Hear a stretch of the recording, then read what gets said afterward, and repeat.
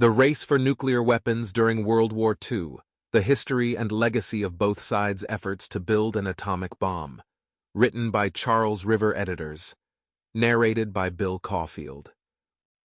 Introduction. What if the enemy should get the atomic bomb before we did? We could not run the mortal risk of being outstripped in this awful sphere.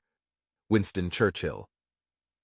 Before the Second World War, military conflicts were fought under orthodox conditions, usually termed conventional warfare. But several innovations had significantly changed combat, leading inextricably to the race for a nuclear weapon in the 1930s and 1940s. Conflicts had been fought by armies on horseback with guns of varying sophistication since the 16th century, but mechanized warfare and machine guns changed this calculus and set the stage for future combat by the end of World War I. Other sinister changes entered the fray during this conflict, such as chemical weapons like chlorine and mustard gas. The total warfare brought about by World War I and ensuing wars like the Spanish Civil War made the quest for the most powerful weapons somewhat necessary.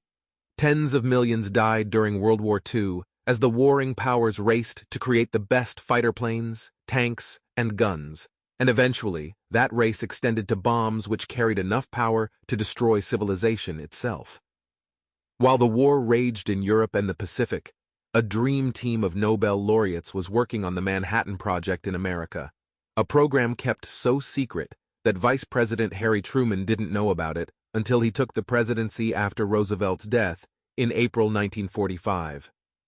The Manhattan Project would ultimately yield the Little Boy and Fat Man bombs that released more than 100 terajoules of energy at Hiroshima and Nagasaki. But as it turned out, the Axis were not far behind with their own nuclear weapons program. When the Nazis' quest for a nuclear weapon began in earnest in 1939, no one really had a handle on how important nuclear weapons would prove to war and geopolitics. The attacks on Hiroshima and Nagasaki in August 1945, along with the Cold War-era tests and their accompanying mushroom clouds, would demonstrate the true power and terror of nuclear weapons. But in the late 1930s, these bombs were only vaguely being thought through, particularly after the successful first experiment to split the atom by a German scientist. The nuclear age itself was in its infancy, barely 35 years old, but within a few short years the advent of nuclear war loomed over the world, and the prospect of the enemy winning the nuclear race kept Allied leaders awake at night. In November 1921, roughly a year after the Treaty of Versailles came into effect, Japan, Britain, and the United States gathered to Sample complete. Ready to continue?